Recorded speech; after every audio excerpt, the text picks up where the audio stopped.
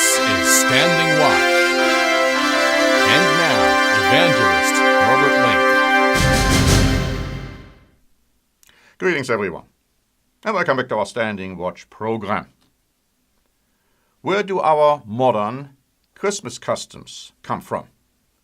Now, most people are not really interested in knowing the truth, but if you are of an inquisitive nature, and if you want to really know and learn the truth, we have prepared a free, absolutely free booklet. It has a very provocative title. It says, "Don't Keep Christmas." It's not just written for non-Christians. It is written actually primarily for Christians who are not aware of where Christmas customs and the whole celebration of the Christmas festival come from. Now, I like to talk about Christmas customs today a little bit, and I want to show you a little bit the origins. Now, one of the very interesting Christmas customs are, of course, the Christmas carols, and I'd like to read to you from our booklet. I give you a few excerpts. I cannot obviously read everything to you on this short program, but we say about Christmas carols, the Reader's Digest publication, Why in the World, had this to say on page 192. It's a very interesting book by the Reader's Digest Association, Why in the World, and that is what they are saying. The first Christmas songs, written in Latin and solemn tone, were probably composed in the 4th century when the Roman Church made the festival a holiday. But carols date back to pagan times. The Greeks used them in plays, and Romans sang them during the Saturnalia, which was a heathen celebration. For centuries, the Church banned carols because of their heathen associations. Now, what about Christmas gifts? We all are giving Christmas gifts, at least many of us have done so in the past.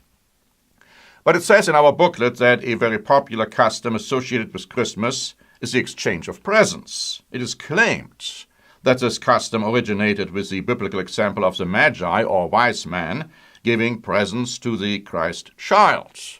However, listen to this quotation from the Encyclopedia of Religion, 1987, which says, "Giving gifts at Christmas probably originated with the pagan Roman custom of exchanging gifts at the New Year, the Roman New Year, that is, and the Bibliotheca Sacra had this to say, "The interchange of presents between friends is alike characteristic of Christmas and the Saturnalia, and must have been adopted by Christians from the pagans, as the admonition of Tertullian plainly shows." Now, what about Santa Claus? We've all heard about Santa Claus, obviously.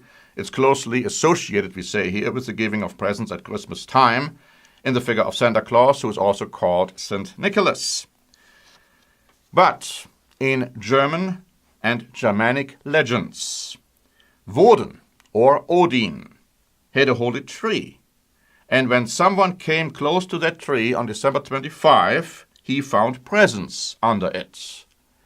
In addition, Woden's day on which he was worshipped was December 6.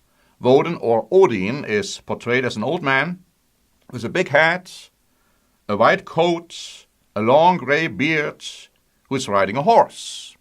Now, although the modern Santa Claus rides a sleigh pulled by reindeer, this was not always the case. According to tradition, Santa Claus originally rode a horse. And I remember when I was young, a young boy in Germany, on December 6, we would go after a guy with a long white beard and a red robe who was riding a white horse, portraying, of course, Santa Claus, or Nicholas, as we call him over there. Earl Count, BD, PhD, professor of anthropology, states in 4,000 Years of Christmas, "We do not really know when the Christ child was born, or the time and place when Christmas was first celebrated, or exactly how it was that after and over the centuries a bishop saint of Asia Minor and a pagan god of the Germans merged to become Santa Claus. Of most interest to us, however, is the fact that Woden, or Odin, has become Santa Claus, or as he is better called, St. Nicholas."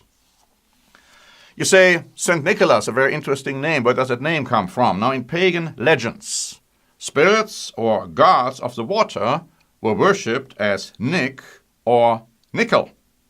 And all of them, you guessed it, were worshipped on November, or rather December 6. And in these legends, Santa Claus or St. Nicholas is accompanied by a servant called Knecht Ruprecht, a very famous figure in Germany. In the Pageantry of Christmas, which is published by the editors of the Life magazine, we are told this: Knecht Ruprecht, the assistant to St. Nicholas, was as capable of punishing as he was of rewarding, and the horns on his head reveal his demonic origin. He was also known as Black Peter. On December 5, 2013, the Local wrote about another interesting custom, and specifically the southern parts of Germany and Austria. It says the legendary Krampus, usually described as a beast-like demonic figure with long goat's horns and straggly hair, comes to capture naughty children and carries them off in a sack to his mountain lair, according to Alpine tradition. Stories of the Krampus talk of him coming out to punish bad children around the eve of St. Nicholas Day. And then it says that dressing up as Krampus or his fellow monster, the noisy Perchten, has been part of southern German tradition for centuries. They are St. Nicholas' dark alter ego. So we see right here the connection. All of this goes back to some demonic belief in some figures associated with Christmas. Now what about Christmas candles? Christmas candles play an extremely important role in the celebration of Christmas. But why do people light candles at Christmas? Now again, this booklet I quoted earlier, Reader's Digest, Why in the World, explains, ancient peoples, aware of the changing seasons, lit fires to encourage the return of spring. Romans, during their Saturnalia, decked their homes with lighted candles and greenery. When we put candles or fairy lights on a Christmas tree today, we are following traditions of ancient Rome, this book is pointing out. Now, of course, you are all waiting for me to talk about the Christmas tree. What about that one? Is that of pagan origin? Some say, oh, it's not. The Germans came up with that in the Middle Ages. Nonsense. People who say that don't know anything about history. We say in our booklet that the Christmas tree, an evergreen tree, was a pagan object of worship. It exemplifies on a large scale its pagan and demonic origins and the incorporation of pagan customs into Orthodox Christianity. James Fraser points out in his book, The Golden Bough, the original character of Attis. Now, Attis was one of those pagan gods people worshipped as a tree spirit, is brought out plainly by the part which the pine tree plays in his legend and ritual. After his death, Attis is said to have changed into a pine tree.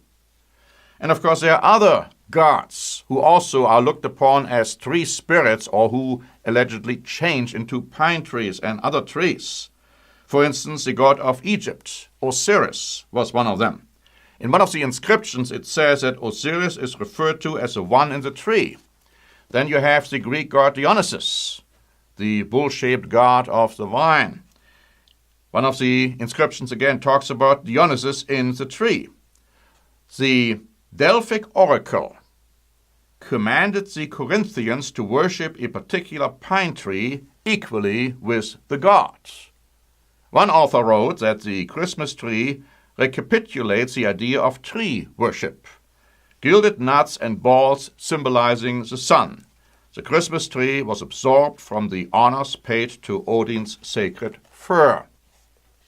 Later on in our booklet on page 20, we say a few more things about the fact that, frankly, the Bible prohibits doing these kind of things. Some may say, well, okay, so it's pagan customs, but we put a Christian mantle on them, and that makes it all right. Well, it doesn't make it all right. You might want to look at Matthew chapter 15, verses 7 to 9, where Christ warns against adding ideas and concepts in religious worship to the commandments which God has given.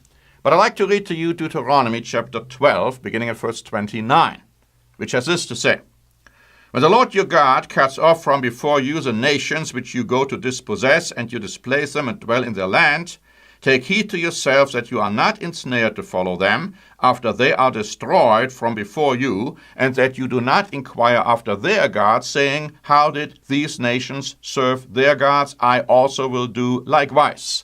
You shall not worship the Lord your God in this way. And then he says, you shall not add to it, nor take away from it. In other words, from the word of God. The Ryrie Study Bible even points out here in this context that the Israelites were not even to inquire about the worship of the Canaanites, lest they be tempted to incorporate aspects of it into their worship of God. In Jeremiah chapter 10, verses 2 to 5, we find a description of the Christmas tree, which God condemns. It says in here, Thus says the Lord, do not learn the way, other translations have here religion, of the Gentiles. Do not be dismayed at the signs of heaven, for the Gentiles are dismayed at them. For the customs of the people are futile, for one cuts a tree from the forest, the work of the hands of the workmen, with the axe. They decorate it with silver and gold. They fasten it with nails and hammers, so that it will not topple. They are upright like a palm tree. They cannot speak. They must be carried, because they cannot go themselves. Do not be afraid of them, for they cannot do evil, nor can they do any good. Now some say, well, this is not really talking about a Christmas tree, but they forget the fact that the spirits which those pagans worshipped changed according to their beliefs into a tree, or that they dwelt in that tree. So Jeremiah, of course, under godly inspiration, is talking exactly about that kind of wrong worship. And he's saying, don't have anything to do with it. I like to read in conclusion 2 scriptures from the New Testament, which again tell you why you should not be involved in keeping Christmas and its customs. One is 1 Corinthians chapter 4 and verse 6. And the New International Version translates it this way: Do not go beyond what is written. You don't find anything in the Bible about Christmas. The word Christmas doesn't even show up in the Bible. We also know, and the booklet points us out, that Christ was not born at all on December 25, not anywhere near that time. This was all taken from paganism, and a quote-unquote Christian mantle was put on it. But the Bible says, do not go beyond what is written. And the other passage, taken from the Living Bible, you can find in 2 John, verse 9. And listen carefully what it says. For if you wander beyond the teaching of Christ, you will leave God behind. Please don't make that mistake of leaving God behind. Don't wander beyond the teachings of Christ. If you want to hear a lot more about why Christmas is not a festival which Christians should keep and observe, please request our free booklet, Don't Keep Christmas. Much is stated in this booklet, which I, of course, didn't have the time to go into today. But you, if you want to really know the truth, will have an eye-opener which you probably have never had before. Thank you very much for listening. This is Norbert Lenk for the Standing Watch program.